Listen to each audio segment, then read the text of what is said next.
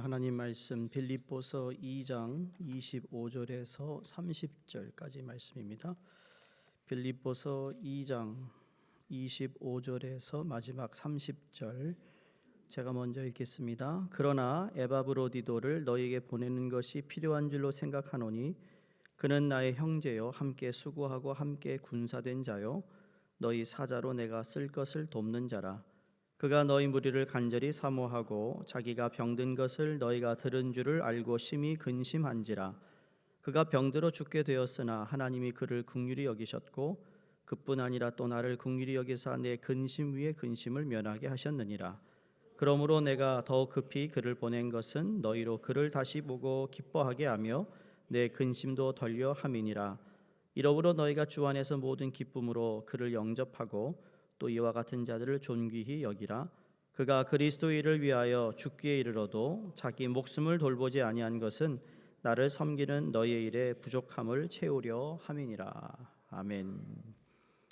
오늘 예배 후에 우리 구역장님, 부구역장님 모임이 있겠습니다. 기도하겠습니다. 하나님 감사합니다. 오늘 이 저녁에 허락하신 말씀, 하나님께서 그 말씀 가운데 우리가 그 말씀이 들리고 또 그 말씀에 헌신케 하여 주시옵소서. 예수님 이름으로 기도드립니다. 아멘. 어느 대학교에서 한 교수가 학생들에게 이런 질문을 했다고 합니다.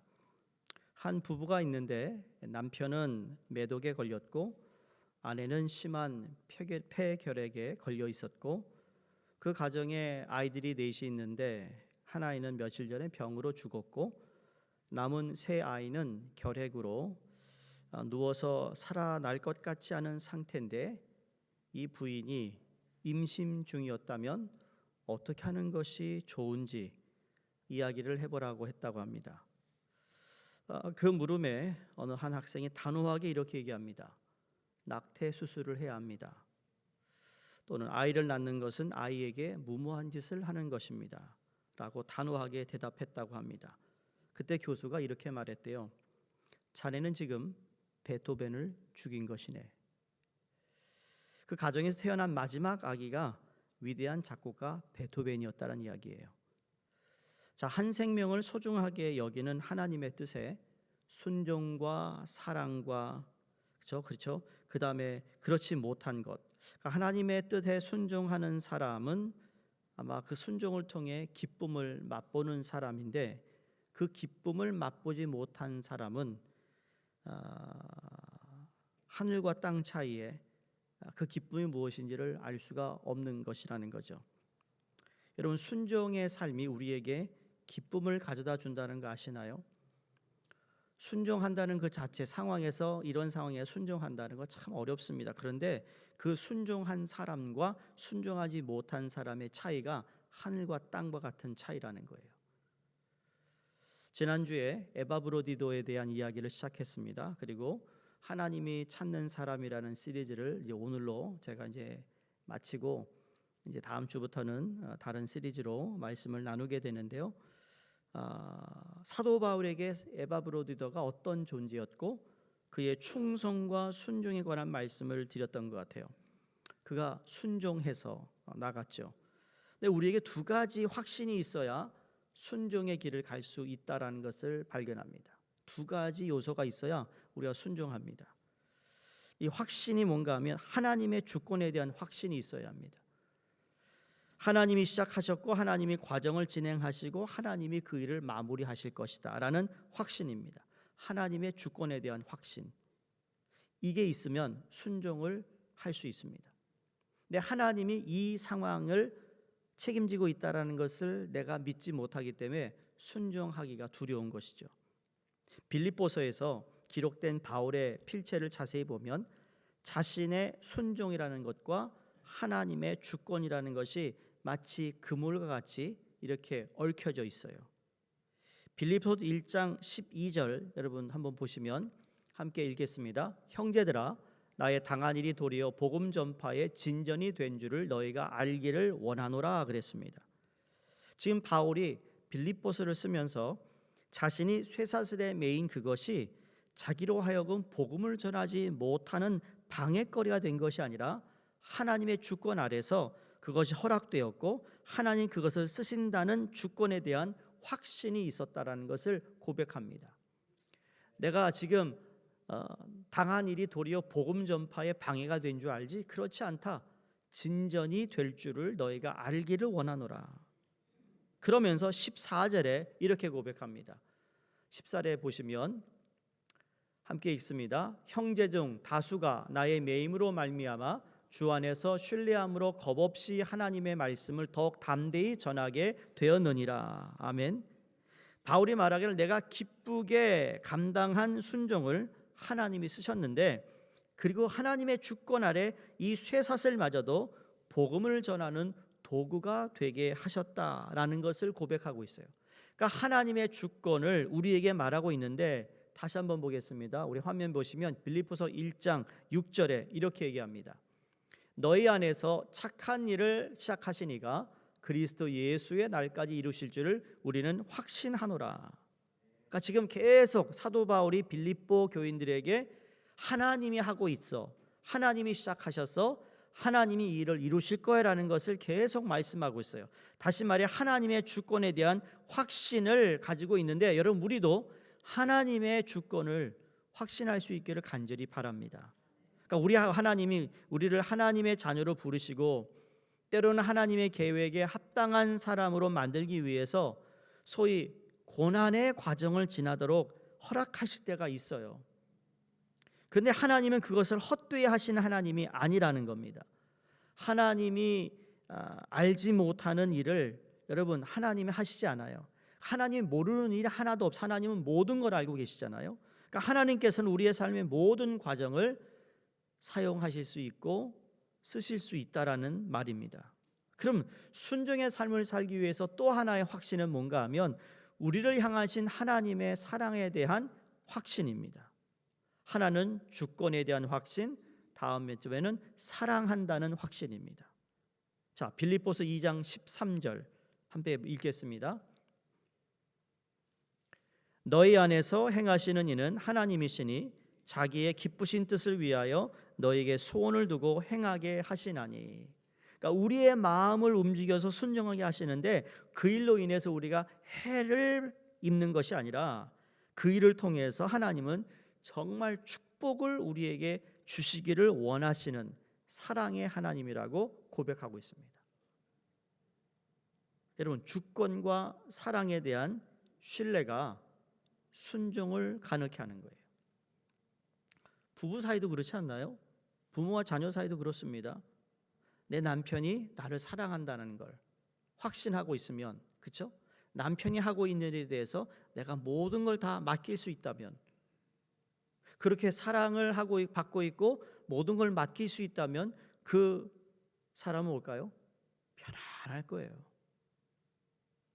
안 그런가요? 여러분이 이렇게 날씨가 추워서 얼굴이 굳어져가지고 말이에요. 진짜 그런 것 같아요. 우리 여자분들은 항상 확인을 받고 싶잖아요. 모르셨어요? 확인을 받고 싶어 한다니까. 여자분들은 남편에게 남편이 나를 사랑한다. 그러니까 남편들은 무뚝뚝하니까 사랑하니까 결혼했지 이러고 말아요. 사랑하니까 내가 열심히 살잖아 이렇게 표현하지만, 아니요, 때로는 여자분들이 듣고 싶다는 얘기예요. 사랑하고 있어, 사랑해. 여자분들 맞으면 아멘요 해보세요. 네? 네. 남자들은 뭘 그거 다 아는 거 가지고 왜 그러지? 근데 듣고 싶다는 얘기예요. 한번 확인해보고 싶다라는 거죠. 몰라서가 아니라. 예수 그리스도가 신랑이고 우리가 신부로 사도 바울이 그렇게 비유를 하잖아요. 교회가 예수님의 신부고, 그렇죠? 제가 어렸을 때 남자였을 때 내가 왜 신부가 되는 거지? 신학을 모를 땐 그랬어요. 근데 우리가 신부가 되고 예수님이 신랑이잖아요. 신랑 오실 때를 우리가 준비하잖아요. 깨끗한 신부로 준비하는데, 바꿔놓으면 그 예수님이 나를 사랑한다는 거예요. 아멘. 그리고 그분이 하고 있는 일은 모든 걸 다 알고 있어. 내가 무슨 일을 하고 있는지 다 알고 계셔서 좋은 일이든 좋지 않은 일이든 고난이 있어도 하나님 그 주님은 다 알고 있다라는 거죠. 조금만 참아, 인내해. 내가 너 사랑하니까 절대로 나쁜 일 있을 거 아니야. 조금만 기다려라고 하시는 말씀에 내가 신뢰할 수 있는 것은 그분이 하나에서 열까지 다 책임질 거라고 약속했기 때문이에요. 로마서 8장을 보시면 오늘 빌립보에서 말하는 것을 신학적으로 잘 표현한 내용이 우리가 잘 아는 로마서 28장이에요. 이건 대부분 외울 수 있어야 되잖아요. 그래서 제가 안 올렸어요. 하나님을 사랑하는 자, 그 뜻대로 부르심을 받은 자들은 모든 것이 합력하여 선을 이룬다.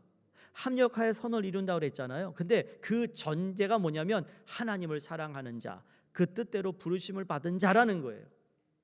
아무나 하거나 하나님의 합력할 선을 이루지 않아요. 하나님을 사랑하는 자, 하나님과 교제가 이루어진 그 하나님의 백성과 함께 하나님의 뜻에 관해서 관심을 가지고 있는 사람이 있다면 하나님의 합력하여 선을 이룬다. 아무하고나 합력하지 않아요. 하나님이. 우리는 착각할 때가 있어요. 신앙생활 정말 무슨 떡같이 하면서 말이죠. 그러면서 합력하여 선을 이룬다는 기도를 한다니까요. 기가 막혀요. 기가 막혀.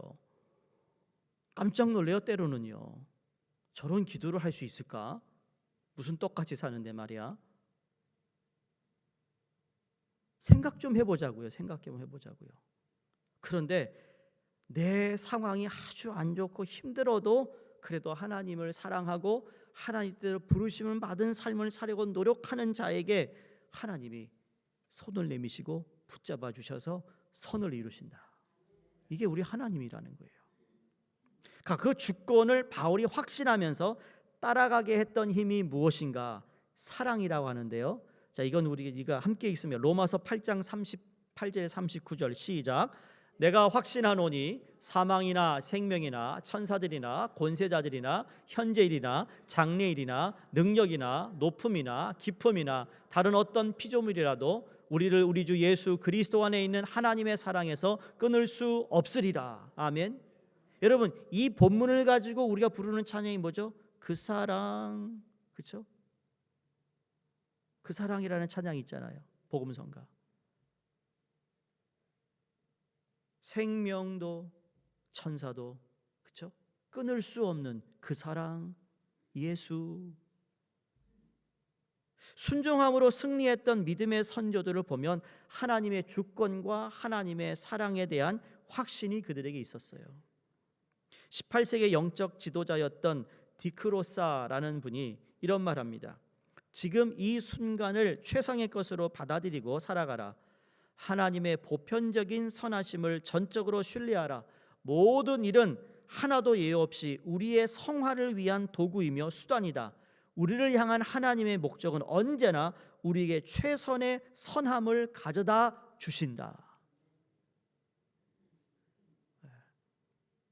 주권과 사랑. 그러면 질문할게요. 오늘 그리스도를 따라가는 삶에 여러분이 기쁨이 있으신가요? 나는 그리스도를 따라가면서 내 안에 반대로 왜 기쁨이 없을까 하는 분들도 계실 겁니다.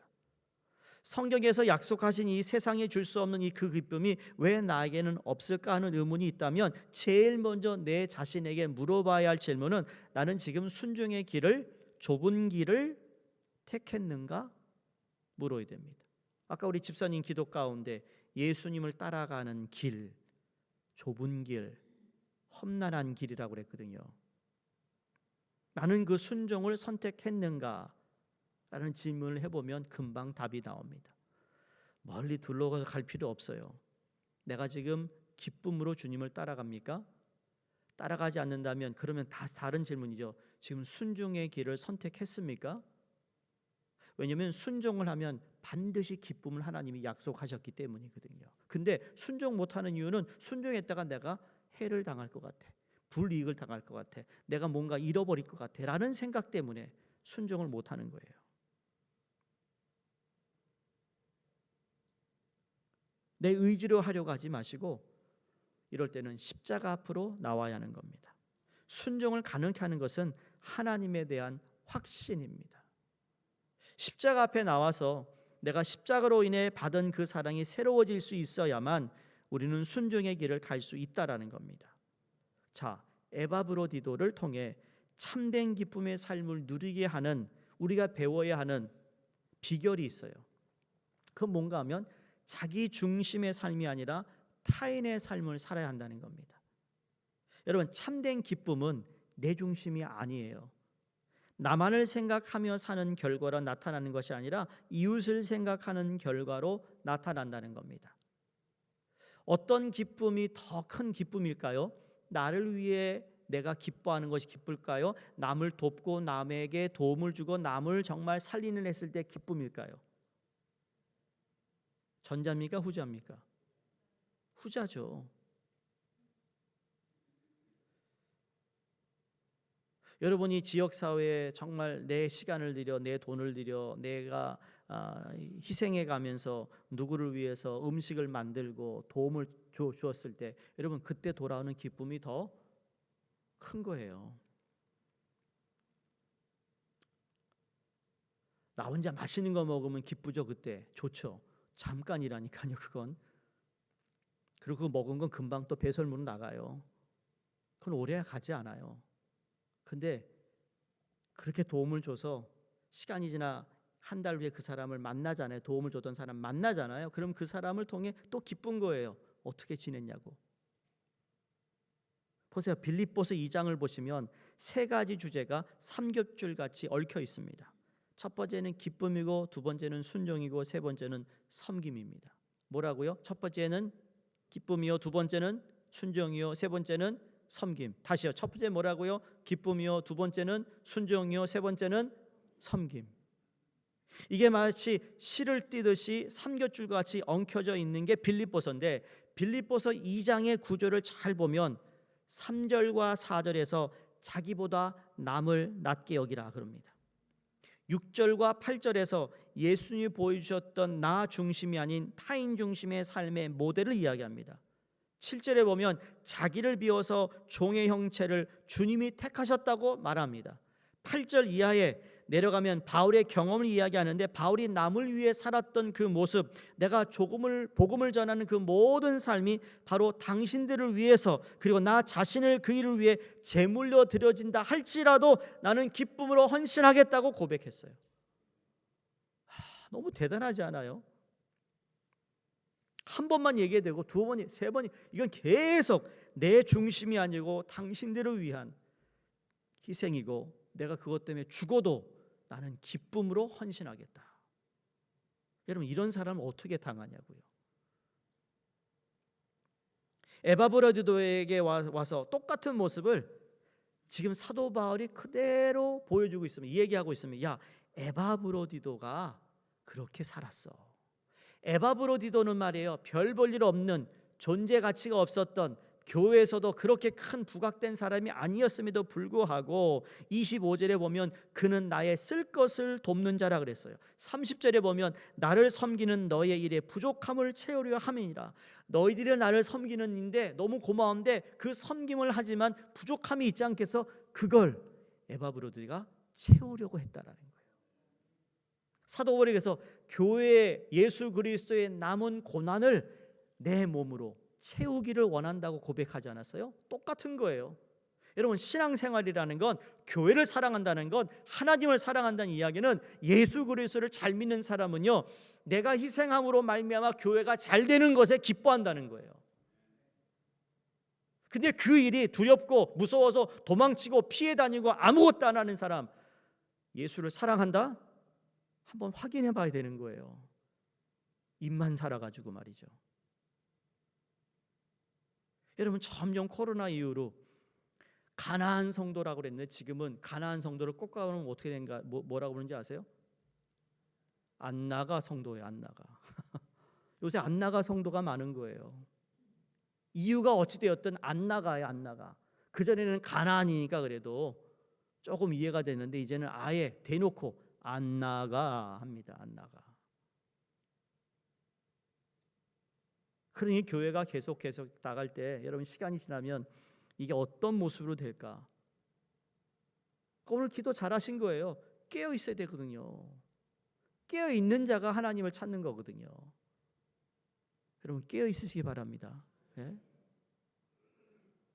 그러니까 자기를 위해 산 사람이 아니라 이웃을 위해 산 사람이었다고 사도 바울이 에바브로디도를 칭찬합니다.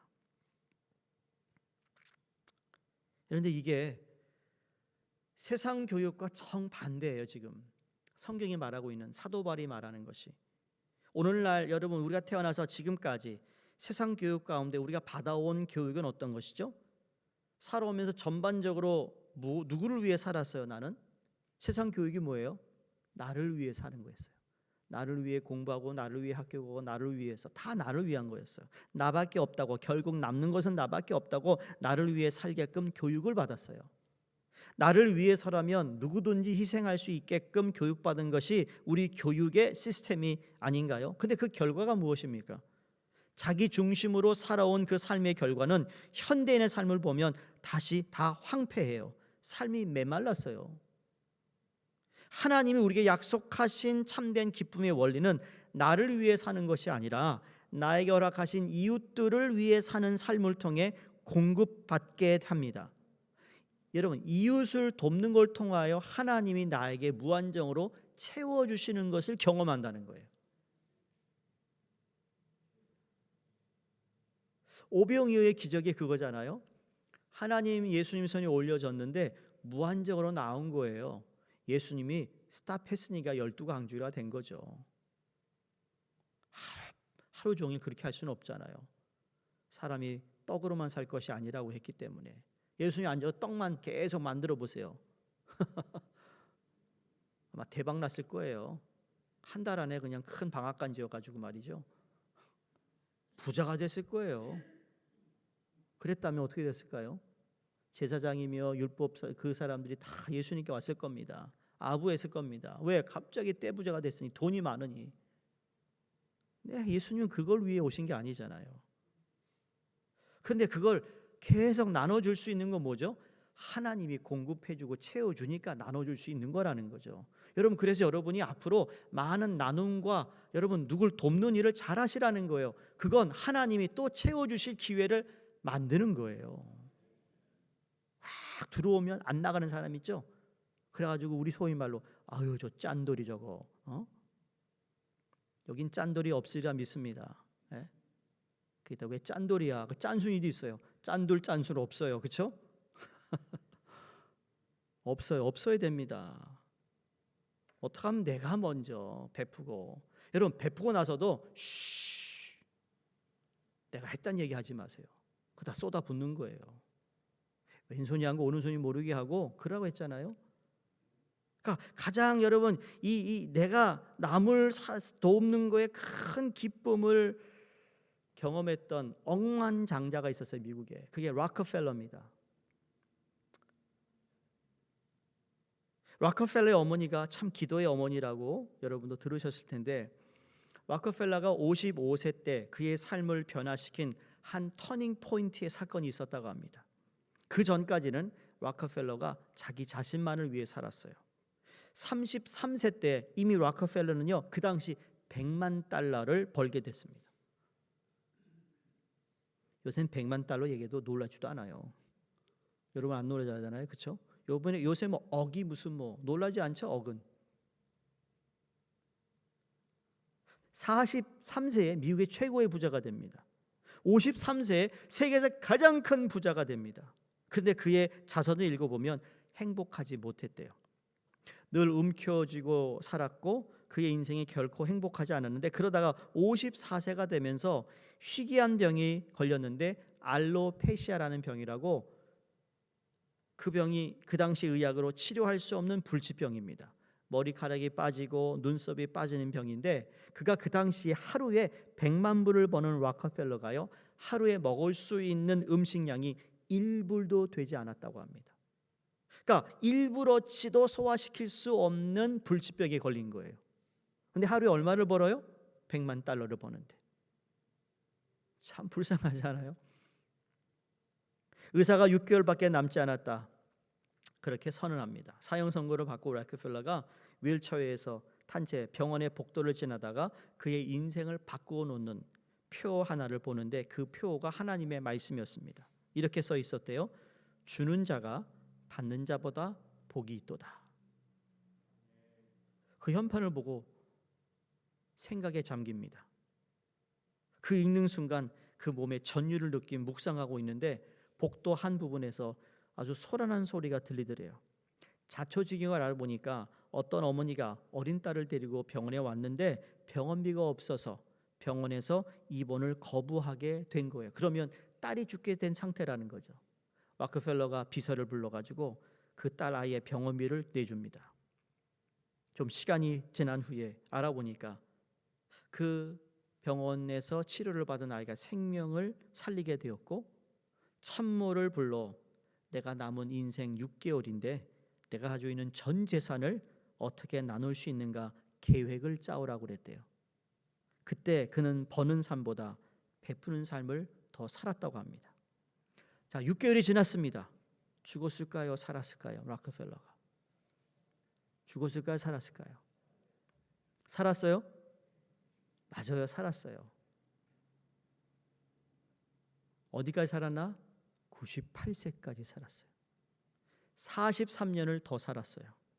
그가 삶을 마치면서 그의 저서에 이런 고백을 씁니다. 저는 살면서 이렇게 행복한 삶이 있는지 몰랐습니다. 그때 나는 나눔의 삶을 작정했고 그와 동시에 신기하게 나의 병도 사라졌습니다. 락펠러가 자기 아들들에게 남긴 한마디가 있습니다.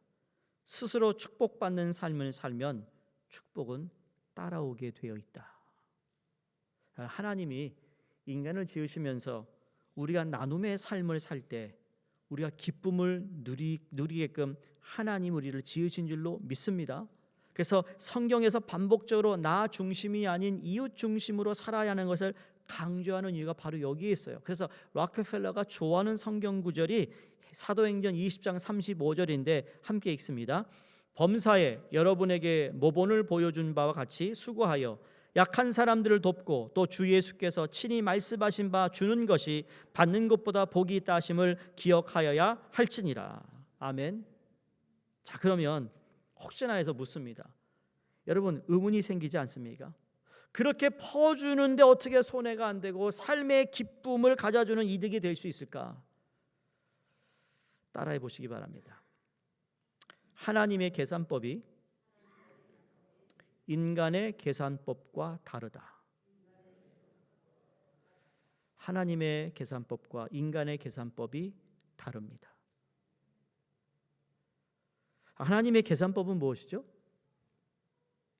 여러분, 하나님의 계산법은 무엇이죠?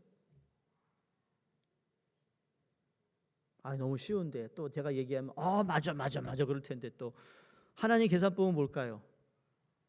예수님 말씀하셨잖아요. 낮아지면 높아지고 죽으면 살 것이고 나누면 풍성하게 누리게 된다. 이게 하나님의 계산법이에요. 안 그런가요? 여러분, 풍성한 걸 갖고 싶으세요? 그럼 나누란 얘기예요. 살기를 원해요? 죽으라는 거예요. 높아지기를 원하세요? 낮아지라는 거예요. 근데 우리는 죽어도 그러니까 그렇게 죽으면 돼. 근데 안 죽어서 문제지. 그게 하나님의 계산법이에요. 누가복음 6장 38절에 우리가 주는 그 이상을 하나님께 채우시겠다는 약속합니다. 내가 가지고 있는 것 이상의 것을 주신다는 거는데, 여러분 그런 말이 있잖아요. 주라, 그리하면 너에게 줄 것이요. 그 다음에 난 참 그 다음에 너무 좋아요. 후이되어 누르고 흔들어 넘치러 갑니다. 여러분, 미숫가루를 어디서 받아왔어? 이게 또 그 캔에다가 이제 통에다가 잘에다가 이제 미숫가루를 넣는데요. 미숫가루를 그냥 퍼가지고 툭툭툭 넣어가지고 뚜껑 닫아서 가는 사람이 있어요? 그 사람 바보죠. 미숫가루를 더 가져가려고 어떻게 하죠?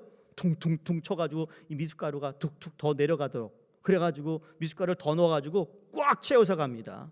공기가 없도록 꽉 채워서 가지 않아요? 바로 그거예요.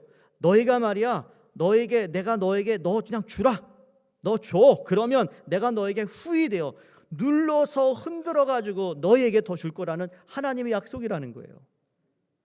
너무 재밌어요, 표현이. 이게 여러분 물질에만 국한된 것이 아니라 돈 주고 살 수 없는 기쁨, 돈 주고 살 수 없는 만족, 돈 주고 살 수 없는 의미를 하나님이 우리의 삶에 채워주실 거라는 거예요. 섬김과 나눔을 통해서 하나님이 약속하신 그 기쁨을 누리는 삶이 되려면 꼭 필요한 것 잊지 말아요. 여러분, 두 가지 요소 말씀드리고 마칩니다. 여러분, 섬김의 결과로 누리려는 기쁨을 우리가 정말 누리기 위해서는 두 가지가 요소가 필요한데, 섬김의 동기가 십자가를 통해서 받은 은혜 때문이어야 합니다.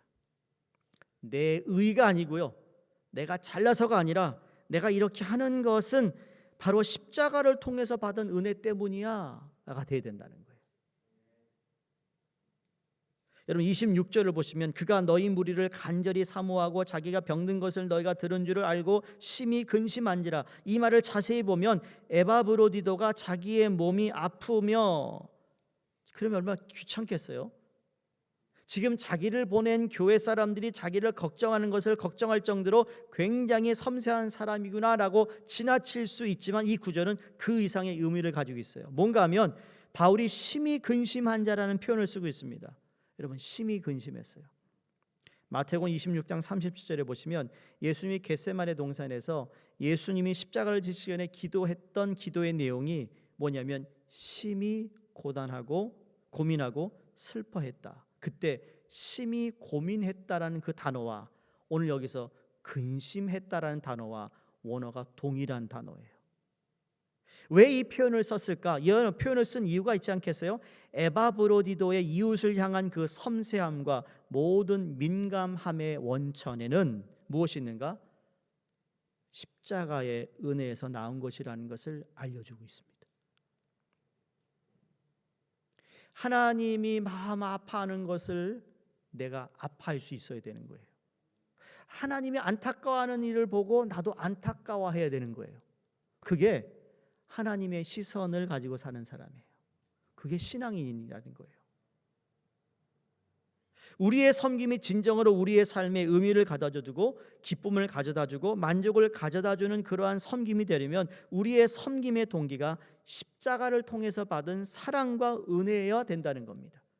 그것이 동기가 되지 못하면요, 우리는 섬기기는 섬겼지만 자칫 잘못하면 섬기면서 우리가 쉽게 빠져드는 사단의 함정에 빠집니다. 그 함정이 뭐냐면 자기 권리 주장입니다. 영어로 entitlement이라고 그러죠. 하나님과 이웃을 위해 뼈 빠지게 수고한 결과가 이것밖에 되지 않는 거야 하는 함정입니다. 근데 이 함정에 빠지는 사람이 누군지 아세요? 그렇다 또 이제부터 나 섬기지 말아야지 그러면 안 돼요. 섬기는 사람은 이런 함정에 빠지지 않아요. 열심히 섬기는 사람들에게 이 함정이 올 수 있다라는 겁니다. 열심히 섬긴 사람들 가운데 자칫 잘못하면 섬김의 동기가 십자가가 되지 않으면 여러분 이 함정에 빠지는 거예요. 여러분 저희가 주일날 중식을 합니다. 점심을 준비하는데 여러분 그 점심을 준비하는 가정이나 선교회나 아니면 구역이나 여러분 이게 섬기는 거잖아요. 그렇죠? 그러니까 그 섬김에 십자가의 은혜에 감사한 마음으로 우리가 합니다. 그러면 그게 뭐죠? 그 자체가 하나님의 은혜로 하고 있음에 여러분 그런 마음으로 하는 그 심령에 하나님이 기쁨을 주실까요? 안 주실까요? 주시는 거예요. 근데 자칫 잘못하면 내가 했다고 하면 그때부터 자기 권리 주장을 하기 시작하면 모든 게 땡, 은혜 땡, 감사 땡, 먹은 것도 땡인 거예요. 국밥 하나를 먹어도 내게 주신 은혜 우리 한번 합시다. 우리 정말 우리 교우들을 위해서 한번 우리가 섬깁시다. 여러분 그 마음을 갖는 것이 귀하다라는 거예요. 자, 근데 보세요. 우리는 이미 하나님으로부터 많은 걸 받았습니다. 이미 다 받았습니다. 구원 받았어요. 영생을 얻었어요. 하나님의 자녀가 되었어요. 약속을 주셨어요. 기도하면 응답한다고 약속하셨죠. 그렇죠? 수많은 걸 받았습니다. 가장 좋은 축복, 가장 좋은 것 이미 우리는 십자가를 통해 다 받았습니다. 여러분 십자가를 통해 받은 것 그 외에 받으면 그걸 뭐라 그러죠? 세상에서 보너스라고 합니다. 보너스. 아닌가요? 보너스가 그런 거예요. 이미 하나님의 예수님 십자가를 통해 우리는 다 받았어요. 그 예수님이 다 이루었다. It is finished 그랬습니다. 다 이루셨는데 다 이루시고 난 다음에 그 다음에 하나님께서 또 주시는 건 뭐라고요? 보너스라고. 보너스. 내가 받을 거 다 받았는데 또 내가 받으면 감사하지 않나요? 근데 우리는 보너스를 주고 있는데도 가지고 보너스를 가지고도 우리는 하나님께 불평불만한다는 거죠. 보너스 안 준다고 뭐라고 그래요?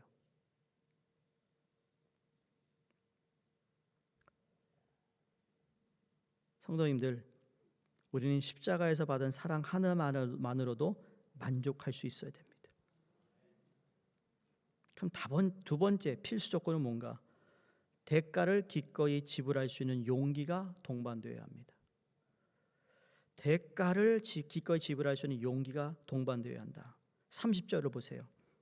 그가 그리스도를 위하여 죽기에 이르러도, 그가 누구죠? 에바브로디도스. 자기 목숨을 돌보지 아니한 것은 나를 섬기는 너의 일에 부족함을 채우려 함이니라. 에바브로디도의 삶을 결론짓고 있는 말씀인데, 그가 그리스도 일을 위해 자기의 목숨을 돌보지 않았다. 어느 정도로 헌신했는가를 표현합니다. 헌신은 어느 정도 대가를 지불하는 것을 요구하고 있다라는 것을 말합니다. 예수 그리스도의 십자가의 생명 주심에 대한 그 대가를 지불하심과 바울이 열방을 향해 자기 목숨을 주어서 그 대가를 지불한 것과 지금 에바브로디도의 거의 생명에 이를 뻔했던 그 대가를 지불한 것을 다 똑같은 대가를 지불했다라고 사도 바울이 알려주고 있습니다. 자, 이걸 좀 바꿔볼게요.